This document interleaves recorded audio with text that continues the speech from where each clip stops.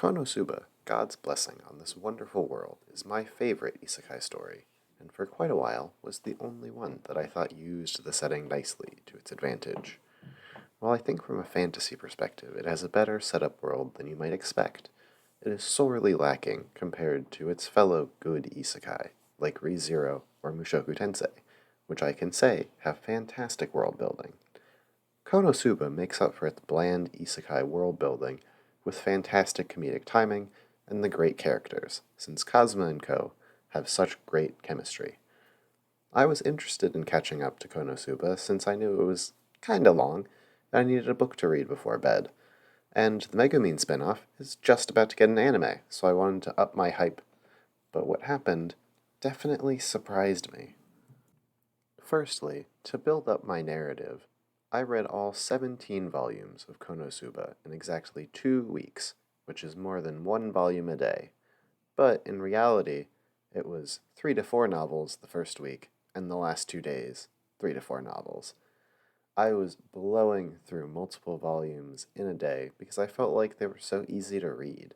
I know most people these days don't read books because they're cringe or whatever, but I used to read 100 books a year in middle school, and for my whole high school life, I refused to read books after being forced to read 60 pages a day in middle school. So I took a break from books until I started reading 2 very long series from anime during the pandemic, Spice and Wolf, as well as the Monogatari series. I started reading again because I noticed that I was having trouble falling asleep, and reading a book before bed helps me fall asleep usually.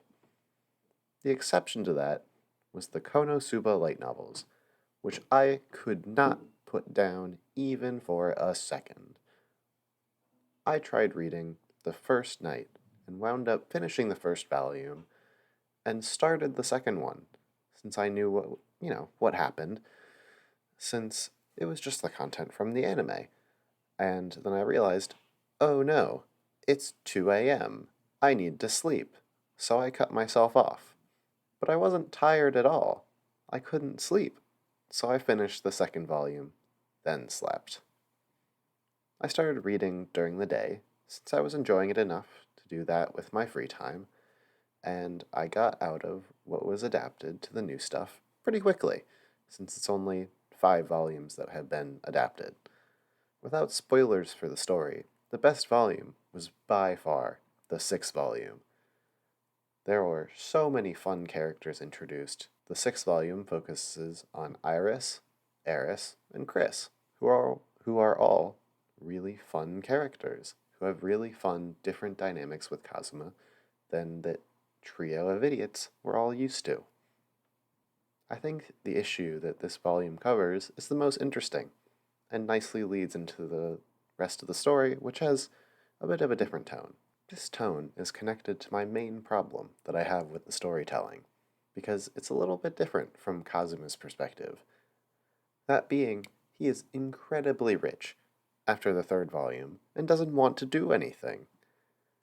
In the 6th volume, he's driven by something more important than money for him, and he does lots of cool things, which he will never do again, since this volume is the one he was the most badass. Just, that's a fact. The story could not keep this up, because a certain character who constantly complains about going out, being too hard, continuing every single volume, kinda gets old fast. There's still some comedy in it, just like in the show, but the show keeps it short and sweet. Kazuma, when he was in debt, had to work really hard to pay it off, and he took a lot of dangerous quests. But once he was rich enough to not worry about money, he just lazes around. It also doesn't help that whenever he gets outside, he beats a Demon King general or a high bounty target, so his money multiplies. They try to rectify this with the 7th volume, but Kazuma just gets all his money back at the end of the story, and things go back to the status quo. The issue with the remaining volumes is that there is very little tension, because they kind of realized all they need to do is explosion the Demon King General, and they win. And even if it doesn't really work, Kazuma will die, and they'll just revive him. That's what you see in the show, and it kind of stays like that. So tension is really lost, since they only win. They never lose to the bad guys. This shouldn't be too surprising in a power fantasy type show, but most of the bad guys aren't really that intimidating. The Demon King General is supposed to be super strong, and his strongest general is supposed to be stronger than that, but we don't see the Demon King's strongest general, because she's off fighting someone else off screen. The most fun Demon King General was probably the last one that gets beaten by Kazuma, which is because he beats her on his own, and it's really satisfying because he just does psychological warfare until she gives up. And whenever that's animated, it will be a great, great day, since it's really funny. But otherwise, they're all kind of underwhelming and boring for the ones that aren't in the anime already, since they already beat so many of them in the anime. There's only 8, and they beat a lot of them. And now they have like a few more to beat in 10 volumes. So the tension's very low on that side of things. The other thing that annoyed me through the latter half of the series is the relationship between Kazuma, Megumin, and Darkness, which for the rest of this video there will be some spoilers, but it's all kind of stuff you can expect since it's a pretty standard story. But from here on out, proceed at your own risk. Great. Well, Megumin and Darkness both confess to Kazuma in the middle of the series, and it's kind of weird. Like, it points out Megumin's only a year younger than him, and Darkness is only a year older than him, so that part, it's kind of fine. I don't care about that. But Megumin is still really weird about it, because she doesn't know what she's doing. And, like, we can kind of tell, oh, there's something brewing between them in some of the episodes, just because they have natural chemistry. But it's weird because Megumin confesses, and they're really happy for a little bit, but they don't know what they are.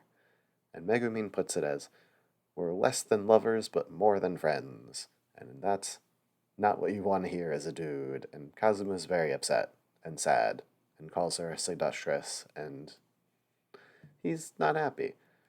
Especially because whenever things are about to happen, Kazuma gets interrupted by something. May it be an attack from monsters or someone running in the room, and it's a running joke that Kazuma legitimately thinks he's cursed, since no matter what he tries, he gets interrupted by something every time. And the weird thing is that after Megumin confesses, they're having their weird situation. It's implied that off-screen, Megumin and Darkness talk a lot about their feelings about Kazuma, and Megumin pushes Darkness to confess to Kazuma, and that's really weird. Why would you do that? I get that she's your friend, but that's the guy you like. You're trying to make it so he can get stolen by her? It's weird, and that's kind of the part that I don't really like, because they get really close to having things happen, especially between Kazuma and Darkness, just because of Darkness's personality. And in those times, whenever they get walked in on by mostly Megumin, Kazuma's just like, please save me from this crusader, Megumin, which just feels really weird. He's trying to imagine himself as being committed to Megumin in his mind, because they've already established they have something going on, but then he still does way more with Darkness, and it's weird. I don't really like that part, mostly just because it doesn't go anywhere. Like, it's too tame. If you're going this way, finish it off at the end of the story, but they don't do that. And we don't really know what happens. Megumin explicitly says before they leave to fight the Demon King that the night they get back, they're going up into the bedroom and having a great time. We don't get to see that at all. And it's very not nice. Speaking about the Demon King, Kazuma beats the Demon King. That's crazy. The story actually ends because they win. And it's nice to see he, gets his last second power up before he goes to beat the Demon King by a smart application of a potion that brings you back to level 1 while keeping all your skills. Kazuma goes grinding in a dungeon with Wiz and Vanir, who are really strong, and he just kind of gets Pokemon switch trained by them. He hits the last hit on all the bad guys in the dungeon who are really strong, and he gets tons of levels really fast. Resets his level a few times, has lots of skill points. Now he can learn whatever he wants. And he's like, oh man, I'm so much stronger now.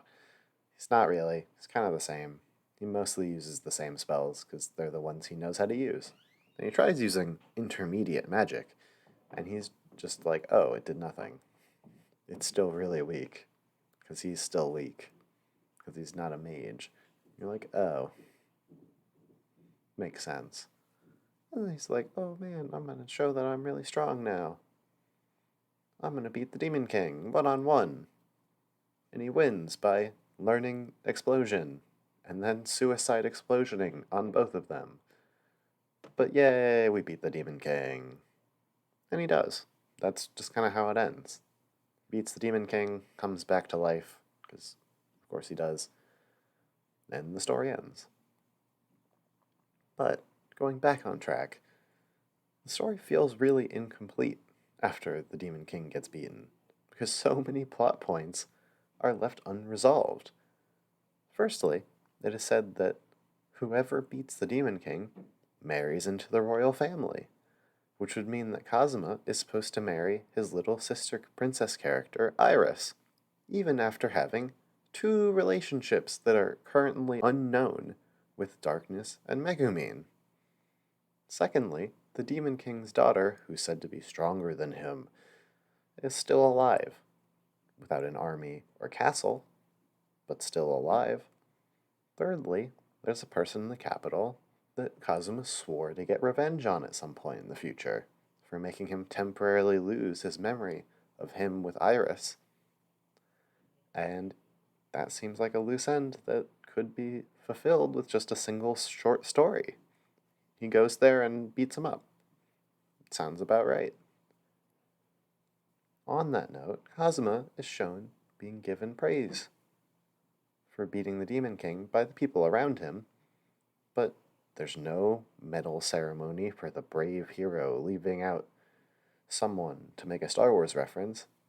It's just kind of everyone's happy that they beat him, and he goes home. There's no trip to the capital where the princess goes and puts the medal around his neck. Nope, it just kind of ends without any of that happening. So he doesn't really feel fulfilling that he beat the Demon King, since it just kind of happens and it's over. Lastly, the gang only visits one other country in Volume 10. That's it. Otherwise, they just stay within their one country.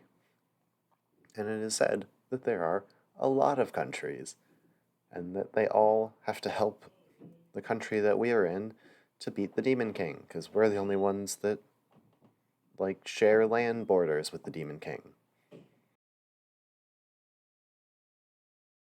Unnamed, besides the one, and it feels really weird that we didn't explore them, because there's no beach scene, there's no mountain scene, there's none of that stuff. All of the classic anime tropes are just not there, since they just kind of stay in open fields and forests for the most part. This ending actually reminds me of one of my favorite JRPGs, Xenoblade Chronicles 2. The game ends with, spoiler stuff, blah blah blah, world changes forever, and Rex seemingly living happily ever after with Pyra and Mithra. It's a good ending, but it leaves a lot unanswered, since, we don't get to explore the world after the world-changing event, since you just have to go back in time before that in the game, since it changes the world, and there's no post-game in a different world. It's just go back to the normal world and go beat super bosses. It's just kind of there, it ends, and you don't get to see anything past what you see in the cutscene. That was until Xenoblade 3 came out, and in the ending cutscene shows proof that Rex has 3 wives, all with babies in hand, in an image that is shown kind of out of nowhere. Rex is somewhat similar to Kazuma in this way, since they're both young. Kazuma's 16-ish, Rex is 15-ish, and just to be able to see adult Kazuma and Co. in one image would change how I feel about the ending, just like Xenoblade 3 changed how I felt about the ending of Xenoblade 2. My problem is that it ended. It just kind of ended in May 2020 with the last volume. There's no epilogue,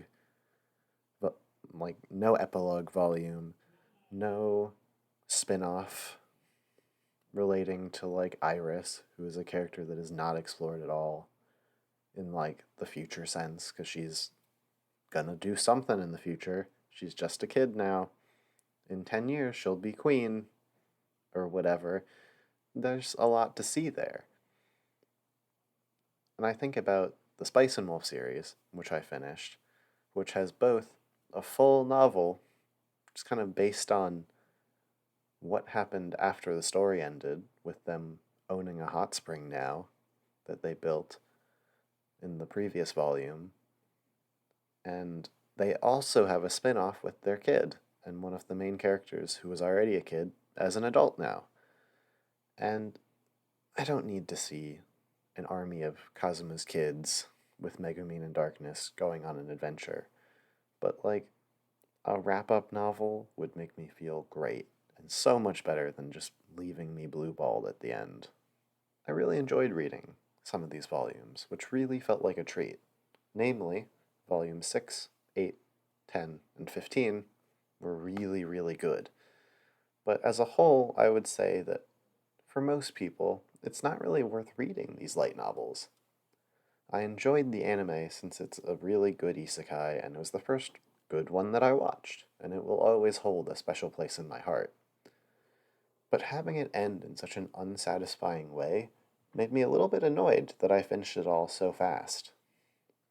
But hey, I enjoyed the heck out of it, and in the moment, I read around 5,000 pages in 2 weeks. That's kinda crazy. Yo, thanks for watching. Now have a time.